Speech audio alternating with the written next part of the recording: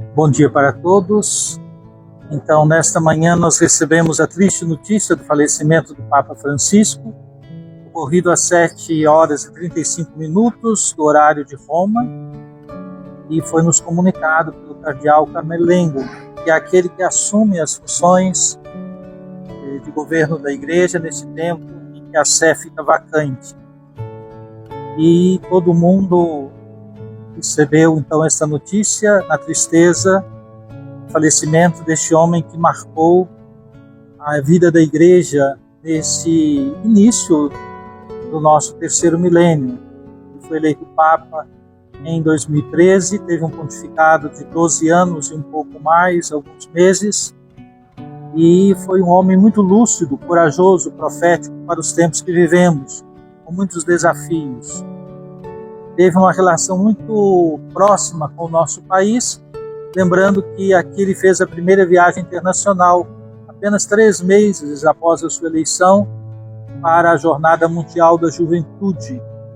De fato, quando interrogaram ao Papa Bento XVI se o Papa viria ao Brasil, já estava debilitado na preparação da jornada, ele disse: o Papa irá.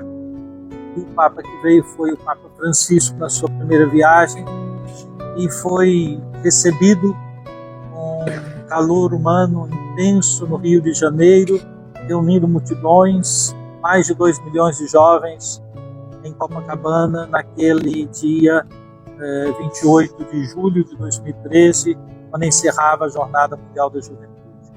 Depois tivemos inúmeras expressões do Papa Francisco de cuidado com a Igreja do Brasil.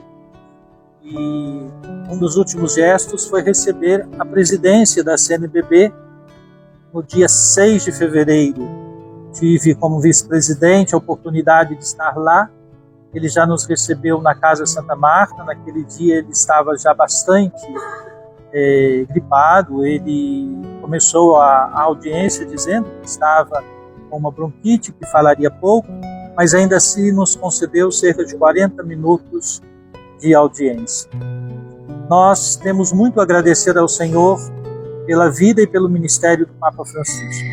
Deixa-nos um legado enorme, nos seus ensinamentos escritos, nas suas pregações, mas nos seus gestos, nas suas decisões. Papa que mostrou, sobretudo, a proximidade, uma palavra muito constante nos seus pronunciamentos, a cultura do encontro, a cultura da ternura, e ele manifestou isso de modos tão visíveis que os meios de comunicação puderam colher ao longo do seu pontificado. A nossa arquidiocese inicia então esse tempo, é um tempo pascal, hoje é a segunda-feira da 8ª da Páscoa. Na Itália, o dia de hoje é chamado como Pasquela, é um dia festivo, lá é feriado. As famílias se encontram no dia de hoje com essa notícia triste, mas na liturgia nós celebramos como solenidade do Senhor a Páscoa. O próprio Papa Francisco havia manifestado tantas vezes, dizendo da importância de que o cristão viva da alegria. Aliás, foi este primeiro pronunciamento que ele fez antes de ser eleito, quando nas congregações gerais que antecederam o conclave no qual ele foi eleito, quando ele tomou a palavra, ele disse que o próximo Papa precisava apresentar mais uma vez a alegria, a doce e reconfortante alegria do Evangelho. Era uma palavra do Papa Paulo VI. E foi esse o título que ele escolheu para a sua exortação apostólica, Evangelii Gaudium, a alegria do Evangelho. E foi assim que ele viveu, a alegria do Evangelho, nos convidando a viver o seguimento de Jesus. Enfim, trago então uma mensagem de fé e de confiança. E não vamos perder, com certeza, o legado que ele nos deixa. Vamos ter a oportunidade ainda de aprofundar e conhecer muito daquilo que ele nos ensinou até ontem, quando na homilia sua, preparada por ele, foi lida na Praça de São Pedro, na missa de Páscoa em Roma, no Vaticano.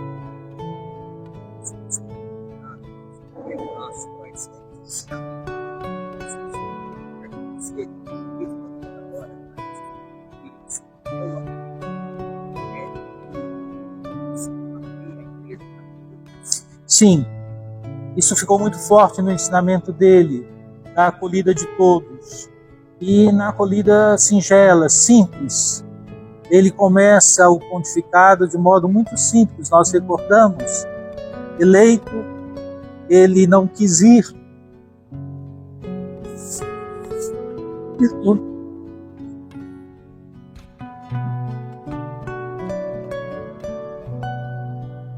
Quando ele foi eleito, ele não quis sair da Capela Sistina para a Casa Santa Marta, onde estava hospedado, uma limusine como estava preparado. Mas ele quis ir de ônibus.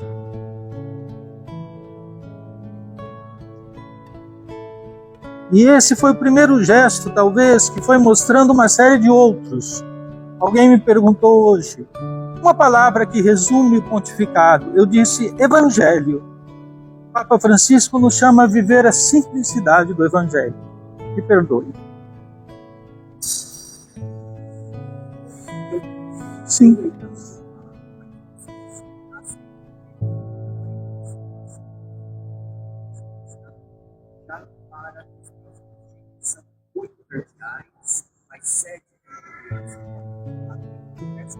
Sim.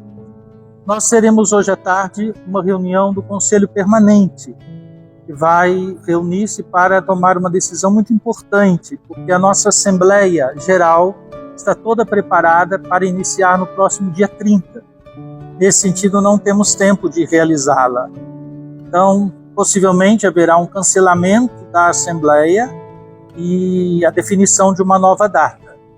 Isso porque nós receberíamos 2 cardeais que viriam estar conosco, o cardeal Prevost, que pregaria o nosso retiro, começando no dia 30, ele não pode vir, agora deve estar lá, e o cardeal Grech, responsável pelo sínodo, ele também estaria conosco, toda a Assembleia, além dos nossos que deverão ir para os funerais e o conclave. Então, a expectativa é que os cardeais comecem a preparar a sua viagem e nós vamos, como conferência, agora definir a nova data da Assembleia. Sim, os brasileiros com idade para participar do conclave, não é? Aqueles que têm até 80 anos. Temos o Dom Raimundo Damasceno, que tem mais de 80, que é da idade do Papa, muito amigo dele, amigo pessoal, que certamente irá para os funerais, imaginamos que sim.